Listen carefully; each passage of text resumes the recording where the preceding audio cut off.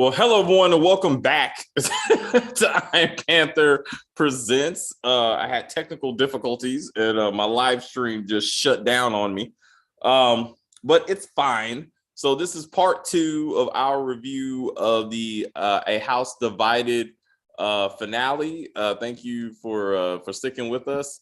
So I want to talk about the two loan shark slash military hitmen or whatever that Stephanie has working for them, and now Cameron Jr. has working for them. So as you know, they were following up on Peter, the late Peter, who owed them gambling money. That turned into them trying to get the money from the Sanders family, and then Stephanie recruited these two guys to watch Torrance, aka West Coast Zeke, and that resulted into them getting his fingerprints on a gun when the Nigerians tried to kill him, and the two guys killed the would-be assassins. So they have a gun with Torrance's fingerprints on it. Now they got video of Cameron Jr. paying them, I'm assuming, to kidnap and kill the cop that's investigating Cameron Sr. after getting a taped recording of his confession his investigation into Cameron Sr., which I'm not sure the point of that. I guess so Cameron Jr. knows just as much how much law enforcement knows about the Sanders family, I guess. But these are two big pieces of evidence that these guys have on the Sanders family. So I'm like, what's their long-term goal in this? You know, like, are they ultimately going to try to blackmail the Sanders? And then we never actually saw Stephanie pay them for guarding Torrance. And why are they not guarding Torrance? It's not like Stephanie knows that the Nigerians are dead, even though why don't they know that the Nigerians are dead? I mean, Carissa and Dante killed the Nigerians pretty publicly and some random white woman. You would think that that would have made the local news, right?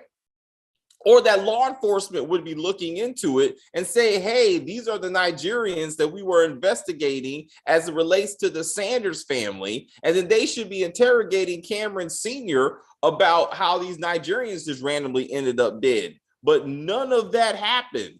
The Nigerians are dead. No one knows anything. I'm like, this doesn't make any sense. I mean, right now in that fake Caribbean country, they're trying to investigate the death of that public minister that Alexis killed. So at least they're trying to follow up on that.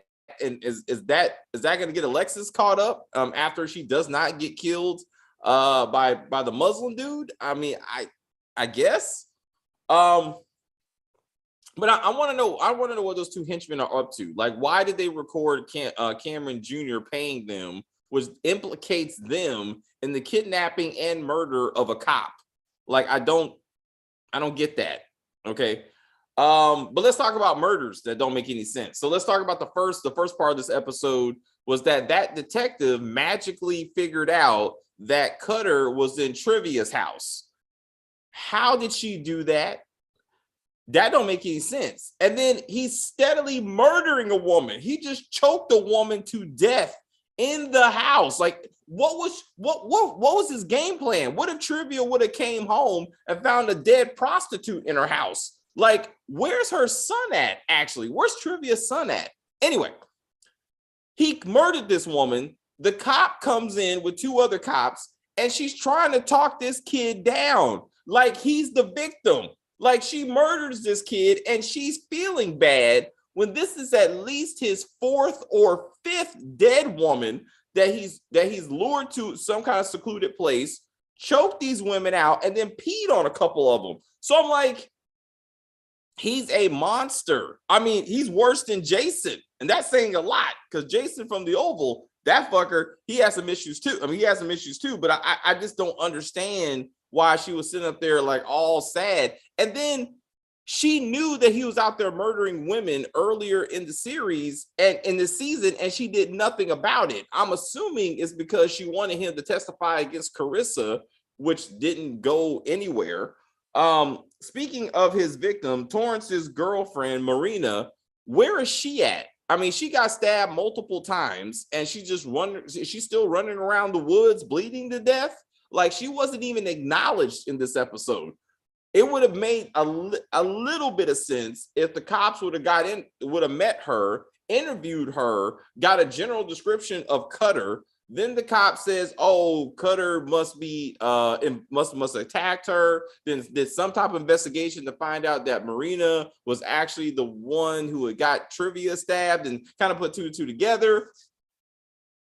But it doesn't make any sense. So Trivia, yeah, she did, I guess, because now she's in prison, which I guess with one of the inmates that Carissa was in there with. I'm assuming that's her, the one who killed the other woman for a piece of chicken. I'm assuming that's the one who licked that shank that she made out of wood. And I'm like, what the fuck does this got to do with anything? Like, are we to believe that Carissa off camera figured out that Trivia snitched on her, and now Carissa told the woman in jail to kill Trivia? Is that what we're supposed to get out of that? Cutter's life was just messed up. I mean, he had a very tragic story. I mean, his mom abused him. I mean, she was on drugs. I mean, I get that, but he was a serial killer. You know, like, I mean, he had to be put down. You know what I'm saying? And I don't understand why the cop was so concerned about it. I'm like, do you not see the dead woman right there under the blanket? Like, don't make any sense. Anyway, I'm usually not the one that gets into hair and makeup and that sort of thing, but Trivia's like Pippi Longstocking, Little House on the Prairie, long weave with the pigtails was too much. It was too much. That shit looked ridiculous on her head, and I'm like, it was distracting, really. Like, I was like, what the fuck am I looking at? So either she's going to be that other woman's girlfriend in prison, or she's going to get murdered, or both. I don't know. But we probably won't see her next season. If there is another season. I hope there is. Dante's and Carissa's love story is really interesting. Like, I like the play banter that they were doing when she's laying there bleeding on the table. And he's like, "Baby, I'm gonna go kill some people for you, but I'll be back." And she was like, "I love you too." I tell you, I would watch on a better network with a better budget and better writers. I would watch a spinoff of those two. I definitely would watch some type of Mr. and Mrs. Smith thing going on. Kim would have talked about her hair. Yeah, Kim would. And Stacey would have brought that shit up, because Kim don't review the show, but Stacey definitely would have been like, "What the fuck is going on with that weave?" I don't know. I was concerned. It was definitely distracting to me. We didn't see Eileen. Eileen, she's pregnant. She's the other woman pregnant with Raymond's baby. We don't know what's gonna go on with her, so that's just kind of not there. Cameron Sr. confessing to everything, including killing Peter. Especially when the cop said, "I gotta go get my people, and then I'm gonna come back in an hour, and I'm gonna finish taking your confession." I'm like, Cameron Sr. is about to get shanked in prison. Like, this is that classic scene where it's like, "Oh man, I was only gone for a few minutes, and our key witness was magically murdered in prison. Instead, he's alive, and the cop got murdered." I did not see that coming. Cameron Sr. was really overacting in this episode. He overacts in every episode, especially when he was talking to Cameron Jr. That shit was ridiculous. Even the end was ridiculous after he got done reading that letter, and he's like, "Ah!" I'm like, this non-acting motherfucker. Like, it's too much. It's too much. He's so bad, he makes Cameron Jr. look like a good actor. And that's bad. But anyway, is Cameron Jr. really going to boo up with Brittany? Like, and she ain't showing at all. Like, how much time has passed so I can figure out just how pregnant she is, how pregnant Summer is. Alexis still doesn't know that her daughter was like days or weeks away from getting married. Like that hasn't even been a conversation. I don't get that. But anyway, Chris is gonna be all right. Jupiter is, how is Jupiter gonna get paid? Because she was supposed to get a cut of Carissa's money from the divorce settlement. She was supposed to get a cut of that, and she was supposed to get paid for the Sanders family for setting her up. But if Carissa never signs the paperwork, then she don't get her money. Also, the Sanders family's resources should already be frozen. If Cameron Sr. is arrested for tax evasion, all his shit their shit should already be seized, all of it, house and all that stuff. They're on Tyler Perry time on this show. Has to be like, I don't understand, like this, how much time has passed, especially we're supposed to believe that Brittany is already so far along that she got a sonogram and she got pictures of a baby. Like that don't make sense, right? I don't know. Torrance. So now Torrance, aka California Zeke, I guess all of a sudden he doesn't care about being a pro basketball player, and now he's working for Cameron Jr. I mean, yeah, Cameron Jr. Is that what we're doing? Like, what the fuck was he doing in that empty office and answering the phone? Like, who was he talking to? Is that what we're supposed to get out of this? Like, what happened to your basketball career, Zeke? He hasn't asked about his girlfriend. Where's Marina? He hasn't called her, texted her, nothing. Like he ain't curious of why he hasn't seen her in a couple of days. Like that's kind of not okay. What happened to that cute little boy? I guess we're not gonna see that cute little boy that Carissa saved and brought to the orphanage. I guess we're done with that story. Brittany's cousin. Are we just done with that? He just has the arm sling, and he intimidated that black banker to sign in the paperwork for Cameron Jr.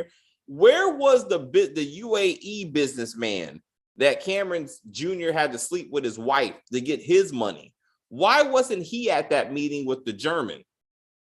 He should have been there instead of the German. Like that would, him and the wife. The wife should have been there too. Brittany should have been there, so the wife could tell Brittany that she fucked him. Like that would have been funny. That really would have been funny. I would have enjoyed see Brittany's face after she heard some stuff like that. Kato's death. So is Cameron Jr. really not gonna kill Tiffany over Kato?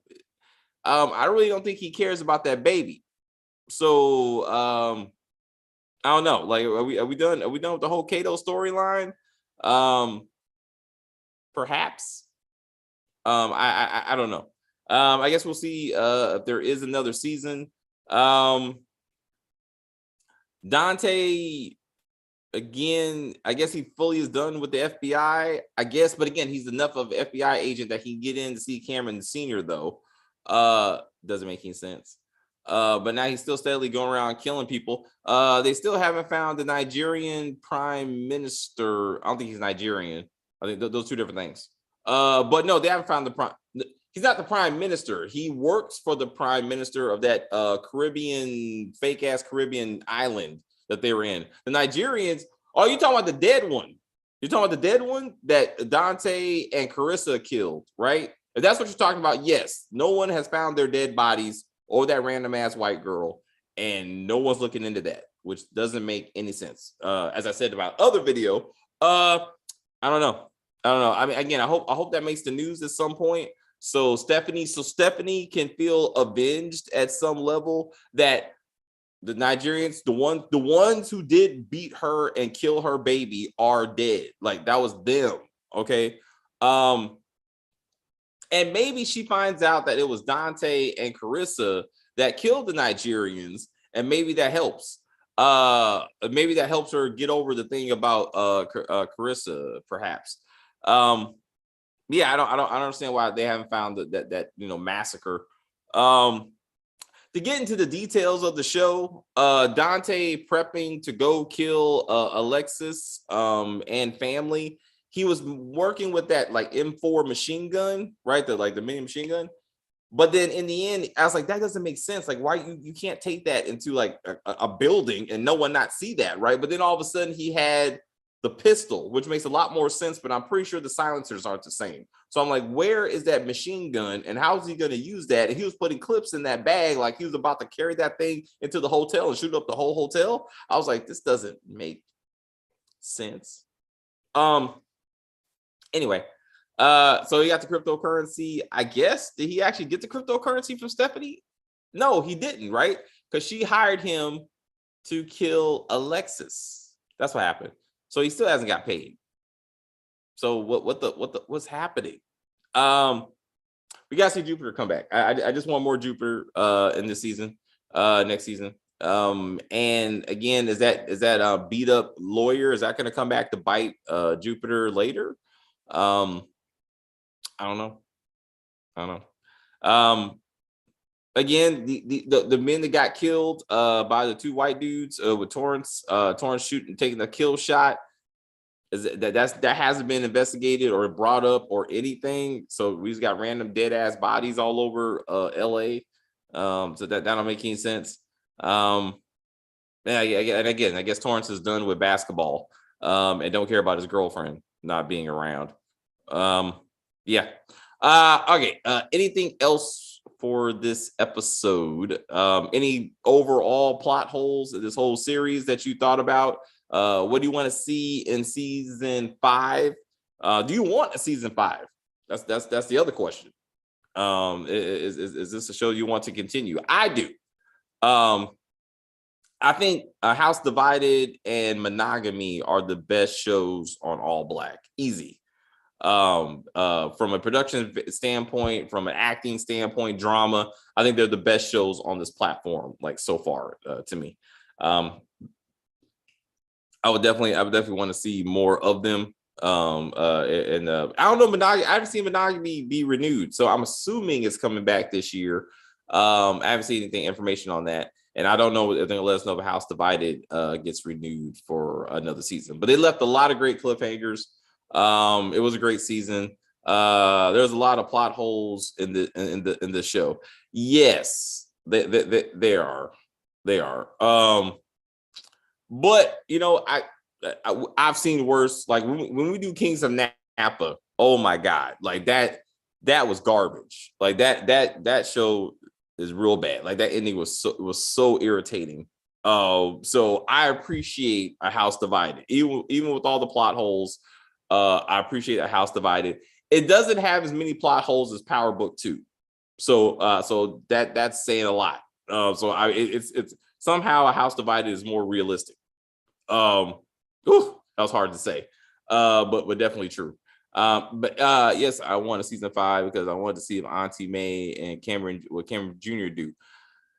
I want to see what Auntie May does when she finds out that Stephanie tried to get her sister killed, Alexis. I want to see how that turns out. Does she and the Muslim assassin, did they really become a couple?